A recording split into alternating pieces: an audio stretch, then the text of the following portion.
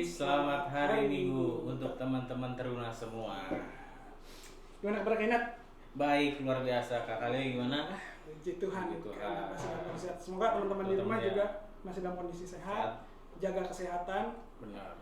Yang penting jangan cuma kesehatan diri sendiri, tapi orang-orang di sekitar kita juga kita jaga dengan pola hidup kita yang sesuai dengan SOP yang sekarang sudah berlaku nih, standar protokol yang berlaku.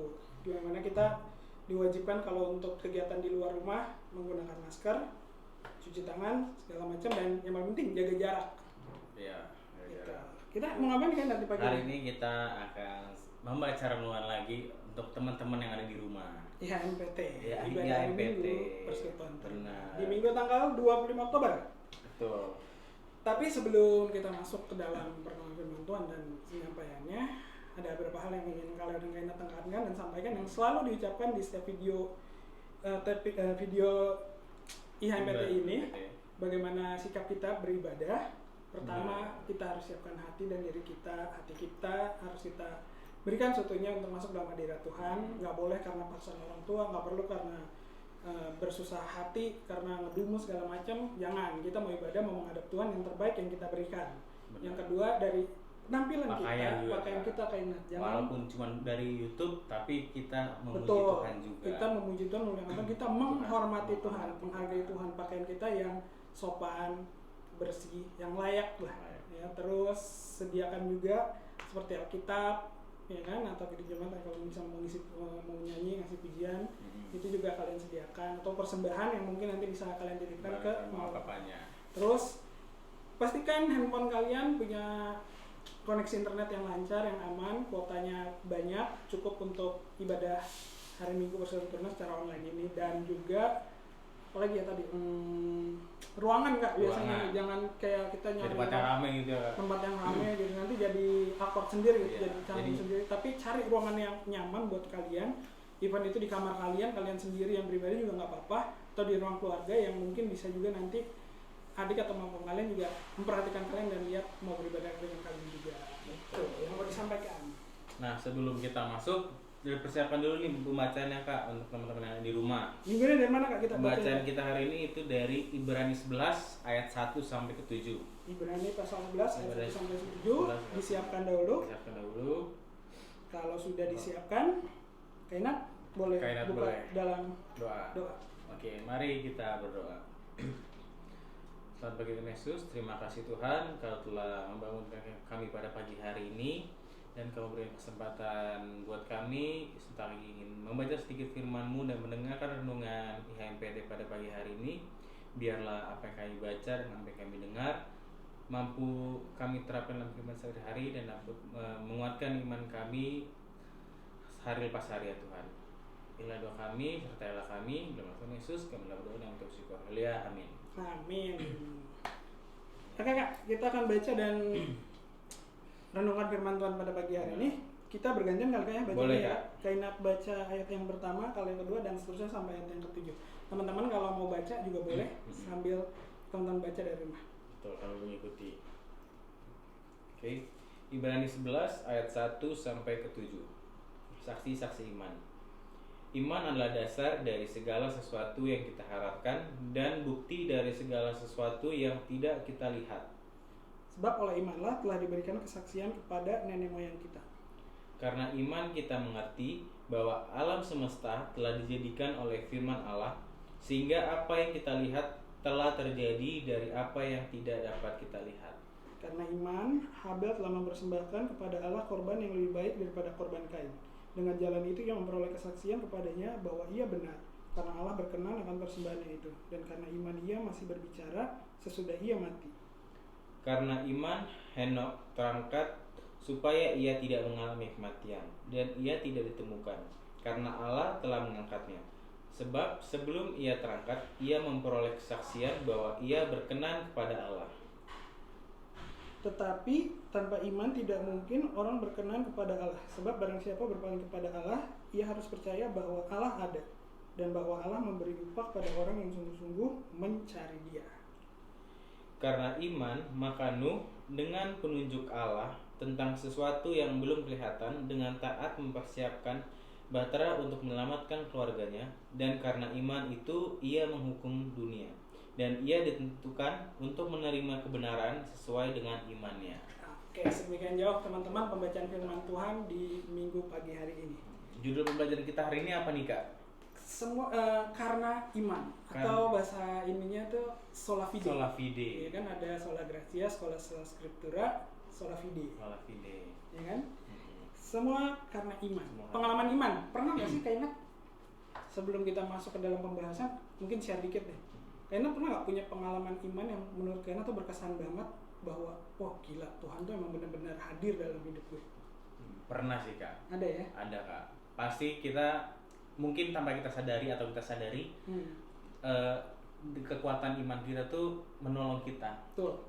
Nah, tapi yang tadi, iman kita tuh bukan nggak cuma sekedar iman doang Kak, tapi ada perbuatan yang kita usahakan, ada perbuatan kita untuk menguatkan iman kita percaya sama Tuhan. Betul.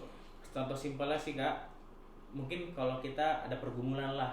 Iya, betul. Ada pergumulan. Ada pergumulan apapun, itu tanpa kita sadari, kita imani aja, mungkin enggak kita harapkan, tapi pertolongan itu pasti Tuhan akan berikan. Enggak secara langsung, tapi melalui caranya sendiri. Oke, bener banget kayak tadi. Kayaknya udah nyampein perihal iman itu nggak cuma sekedar kita imani aja, tapi ada usaha juga ya. Daya yang kita, karena ya gampang gitu kalau ditanya kamu orang beriman percaya Yesus, yakin Yesus, bisa kita tinggal ngomong percaya, tapi buktinya apa, tindakannya apa gitu ya kan. Kadang kita masih ngomong, gue beriman kok sama Yesus, percaya sama Yesus, tapi ketika ada pergumulan kayak tadi Kainat bilang, Tuhan mana nih? Iya, malah langsung menjudge Tuhan. Iya, menyalahkan Tuhan, menyalahkan keadaan, lingkungan sekitar segala macam. Padahal ya ada, kayak tadi Kainat bilang, ada cara-cara Tuhan menolong kita. Tapi apakah kita udah kita harus introspeksi diri dulu pertama, tapi apakah kita sendiri sudah mencari Tuhan itu sendiri, ya kan? Nggak gampang gitu untuk sekedar kita mencari Tuhan dengan cuma pengakuan-pengakuan kita terhadap orang ketika ditanya, atau ketika kita dengan bangganya memamerkan cara hidup yang benar-benar menunjukkan bahwa kita mengimani ajaran Kristus nih, ya kan? Nggak gampang gitu. Kayak di tokoh-tokoh yang tadi disebutkan, bagaimana seorang Habel, ya, dia memberikan persembahan yang terbaik kan buat Tuhan. Padahal pernah nggak sih Habel mengalami perjumpaan dengan Tuhan? Kan belum pernah kan? Ya, tapi dia mau memberikan yang terbaik dari apa yang Kain berikan pada Tuhan. Dan ketika dia sudah memberikan yang terbaik, ya Tuhan melihat itu sebagai wah, dia yakin dan percaya nih. Percaya dia menunjukkan keimanannya nih sama gue. Ya Tuhan berikanlah berkat buat Habel, ya kan? Atau sama tadi kayak Henok. Ya kan Kak? Bagaimana Henok, ya kan? Dia nggak pernah lihat sama Tuhan, tapi dia mau hidup dekat dengan Tuhan, bergaul dengan Tuhan, intim dengan Tuhan. Wah, even Tuhan nggak ngelihat gitu. Mungkin orang-orang di sekitar ini Henok kenapa sih? Bahkan mungkin dicap gila gitu. Apa sih lu meyakini orang yang nggak terlihat, meyakini sesuatu yang nggak ada di mata kanan, kasat mata gitu, ya kan? Ya tapi itu tadi dia mengalami pengangkatan, ya kan? Dalam hidupnya dia. Atau sama seperti kisah Nuh yang paling parah kan? Ya, mungkin teman-teman juga tahu kan cerita kisahnya Nuh, bagaimana dia dunia akan mengalami musibah bla bla bla segala macam. Tidak ada satu orang pun yang meyakini itu. Itu cuma Nuh doang. Nuh mendapatkan nubuatan dari Tuhan tentang itu. Tapi yang terjadi adalah Nuh tetap percaya, ya kan? Coba kalau di manusia modern dapat nubuatan kayak gitu, melakukan apa yang sama halnya Nuh. Pertama, gue udah nyerah duluan Kak. Bagaimana dengan cibiran, omongan nyinyiran dari orang, ih udah gila ya lu ya. Siapa yang percaya? Orang lu sendiri paling yang kayak gini-gini bla bla bla segala macam. Tapi yang terjadi sama Nuh, even walaupun ketika nubuatan itu diberikan dengan sampai terjadinya peristiwa itu lama Kak, lumayan lama, lupa Kakak berapa tahun, tapi Nuh tetap setia tuh. Iya, benar. Ya kan, tetap yakin dan percaya. Pada akhirnya Tuhan benar-benar menggenapi apa yang udah dinubuati, dan Nuh diselamatkan beserta keluarganya, beserta hewan-hewan, tumbuhan, apa segala pun yang sudah dinubuatkan untuk diselamatkan ketika zaman. Nah itu adalah pentingnya dari mengimani Tuhan itu sendiri. Bagaimana kita yakin dan 100% percaya dan berharap hanya kepada Tuhan. Nah kalau kita lihat tadi yang kalian udah bilang tuh dari tokoh-tokoh yang kita baca dari Ibrani ini, mereka rata-rata mendapatkan pertolongan Tuhan, mendapatkan karunia dari Tuhan itu bukan tanpa usaha ya Kak? Betul. Pasti ada usahanya, ada tindakannya, ada perbuatannya. Di mana dia selalu mengenalkan Tuhan, mendekatkan diri sama Tuhan. Contoh yang simpel tadi kayak yang si Henok itu, dia nggak melihat, cuman dia tetap yakin, tetap percaya sama Tuhan, bahwa Tuhan dia tetap mengimani apa yang dia percaya. Nah, ketika dia udah melakukan sebaik mungkin yang belum memberikan yang terbaik, Tuhan pasti akan memberikan pertolongan buat dia juga. Betul. Maka akan menggenapi juga seperti Nuh itu kan Kak? Iya betul. Itu hasil apa? Usaha kerja keras dia, tindakan dia dan perbuatan dia dalam mengimani terhadap kepercayaan dia pada Tuhan. Betul. Berarti yang namanya kita mengimani itu juga harus seiring sejalan dengan tindakan dan perbuatan kita ya Kak. Berarti kita nggak cuma sekedar membuat pengakuan atau menyatakan pengakuan kayak kita mengimani segala macam, tapi nggak pernah ada tindakan atau perbuatan gitu, ya kan? Nah sekarang kan yang jadi permasalahan kadang orang merasa takut untuk melihatkan keimanannya dia, ya kan? Nah ini salah satu tantangan yang tersendiri buat kita sebagai orang Kristen, harus bisa menghandle-nya gitu, menyiasatinya. Nggak perlu takut. Karena di Alkitab sendiri ketika Tuhan Yesus datang sendiri, ketika kita mengaku sebagai Kristus, pasti yang pertama Tuhan Yesus bilang nggak gampang, karena kita bakal dikucilkan, dibenci, bahkan sampai dibunuh, ya kan? Nggak gampang untuk memikul salib. Tapi itulah iman kita. Disitulah semakin bukti, kuat semakin dikuat kita, semakin kita dibenci, semakin kita dikucilkan, semakin kita dijauhi segala macam hanya karena Tuhan.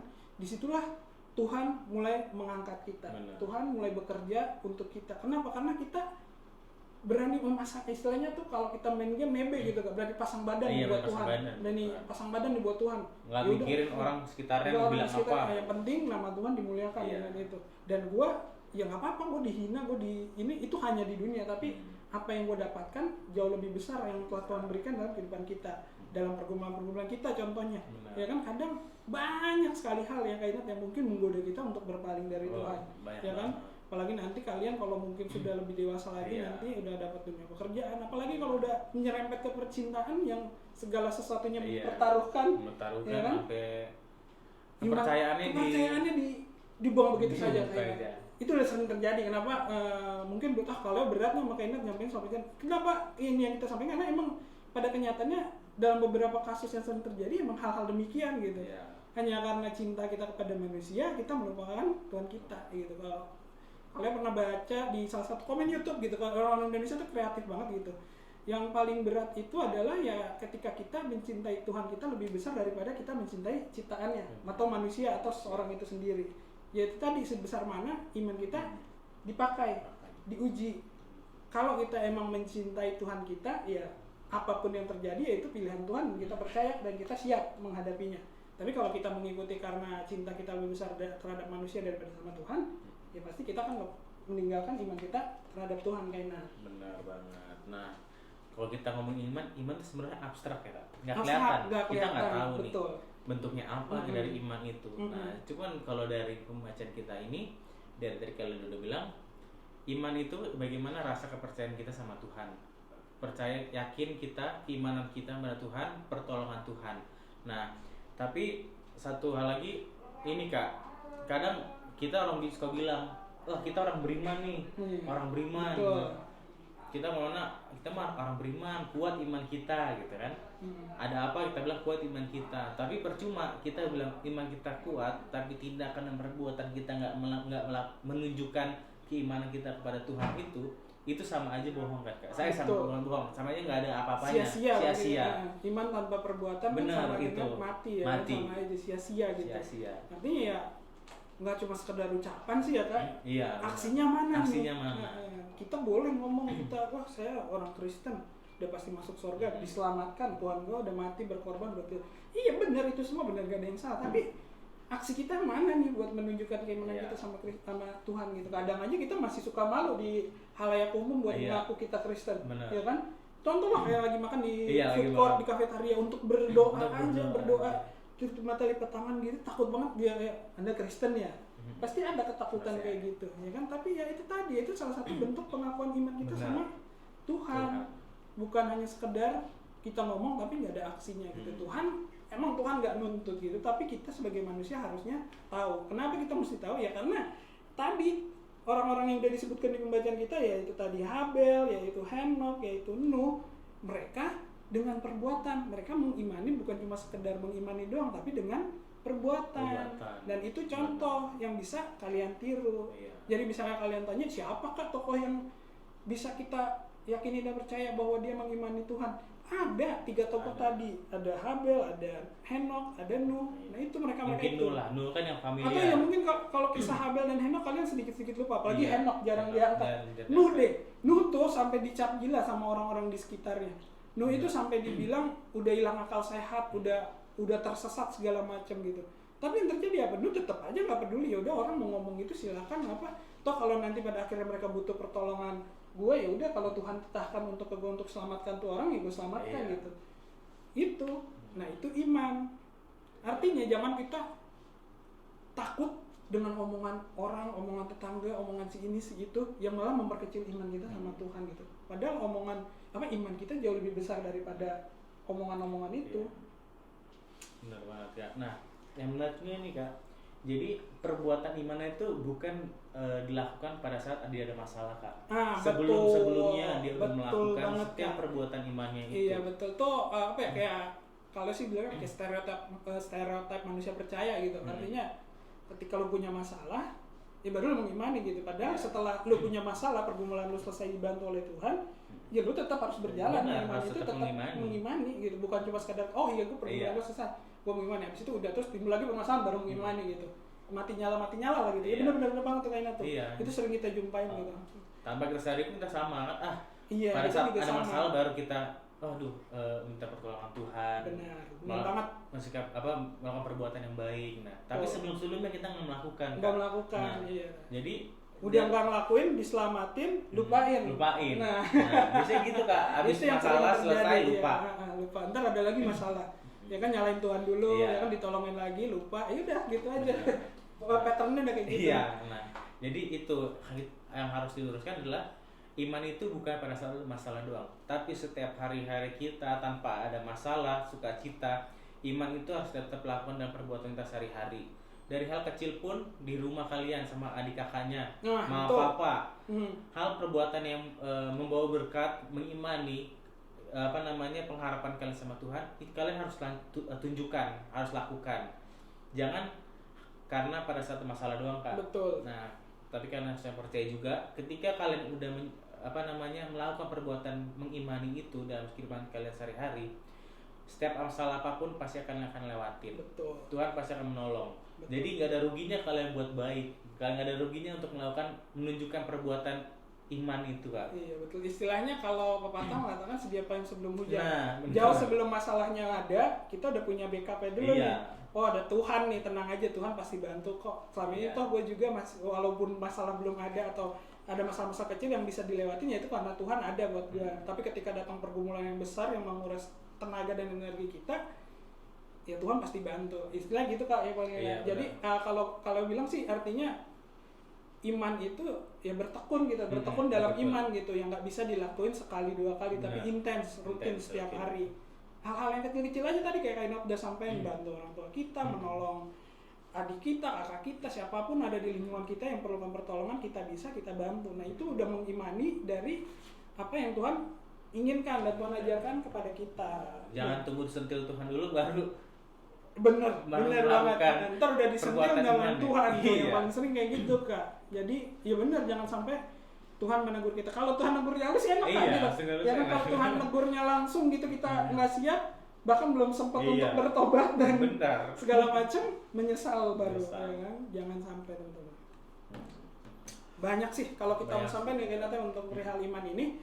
Tapi setidaknya itu tadi kita belajar dari tokoh-tokoh yang ada di pembacaan kita pada pagi hari ini. Dan kalau teman-teman bingung tentang iman tuh apa? Kalau ada pertanyaan, lu beriman, terus bisa jelasin nggak definisi iman itu apa? Teman-teman bisa lihat ayatnya yang pertama.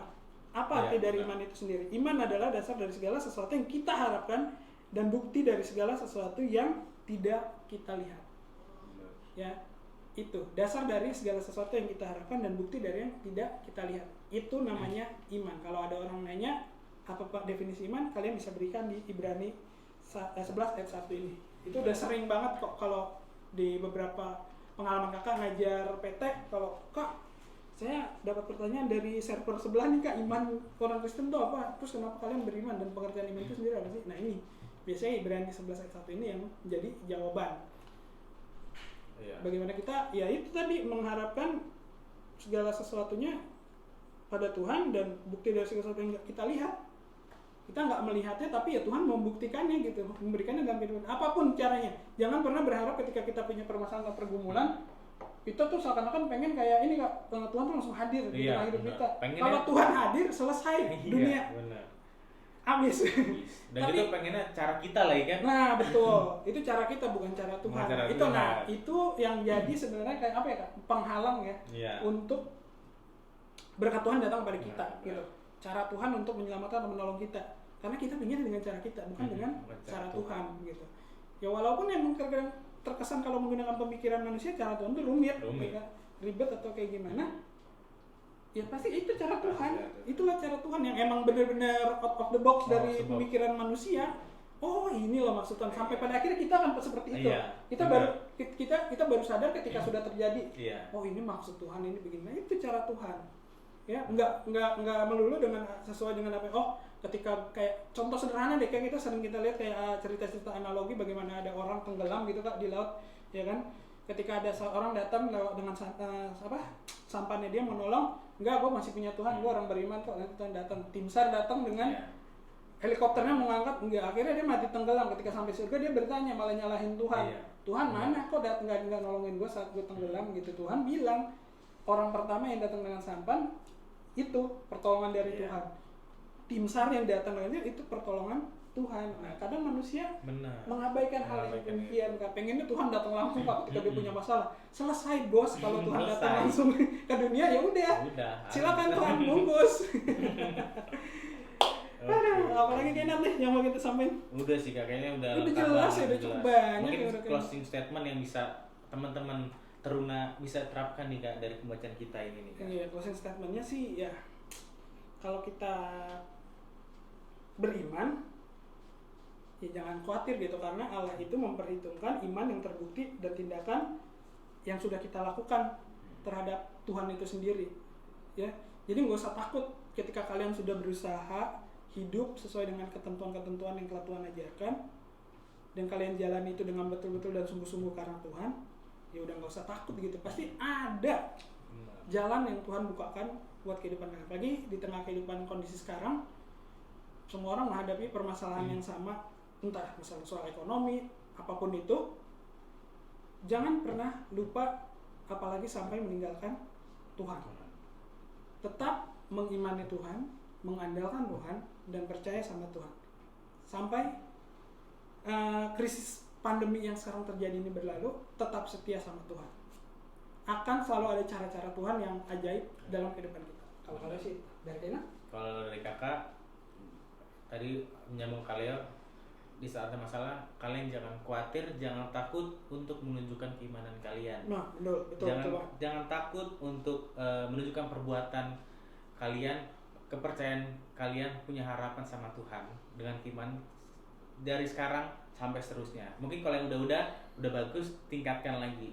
Nah, kalau yang masih belum bolong-bolong, pertahankan kesetiaan untuk melakukan setiap perbuatan keimanan Tuhan itu. Amin. Dan kayak tadi, iman tanpa perbuatan adalah mati, sia-sia. Gitu. Oke, wah mantap banget penjelasan dari Kenneth. Oke teman-teman, mungkin itu aja untuk minggu pagi hari ini dari renungan firman Tuhan di Badan Kebustaan Berma 25 Oktober 2020 ini. Semoga tadi apa yang udah kalian dan Kenneth sampaikan mengenai firman Tuhan ini berkenan buat teman-teman, dan terlebih kami kakak-kakak bersyukur itu bisa menjadi berkat buat kalian dan kalian bisa melakukannya di kehidupan kalian, menerapkan firman Tuhan ini di kehidupan kalian sehari-hari. Itu aja mungkin Kenneth untuk hari ini. Kalau sudah tidak ada lagi, kita tutup Alkitabnya. Kita aminkan firman Tuhan pada pagi hari ini. Sebelumnya mari kita bersatu di dalam doa. Bapa yang baik, kami bersyukur dan terima kasih firman Tuhan pagi hari ini begitu penting mengajarkan kami tentang arti dari keimanan kami terhadap Engkau ya Tuhan. Kami yakin dan percaya apapun yang terjadi, segala bentuk permasalahan di kehidupan kami sehari-hari, semua tidak lepas dari rencana dan rancangan Tuhan saja. Ajarkan kami untuk dapat tetap setia, jujur, dan mau berserah dan berharap hanya kepada Tuhan saja. Biarlah kiranya apa yang terjadi di kehidupan saat ini, di tengah situasi saat ini, kami yakin dan percaya bukan hanya kami yang mengalami pergumulan, tapi banyak orang yang membutuhkan pertolongan Tuhan di tengah-tengah pergumulan kondisi saat ini. Biarlah kiranya Tuhan tetap sertai jaga kami dan orang-orang lain yang ada di sekitar kami dimanapun mereka berada. Kami berserah untuk itu semua hanya ke dalam tangan kasih Tuhan. Di dalam nama Tuhan Yesus kami telah berdoa dan ucap syukur. Amin. Amin. Oke teman-teman, demikian untuk renungan firman Tuhan ibadah dan persekutuan teruna di tanggal 25 Oktober ini.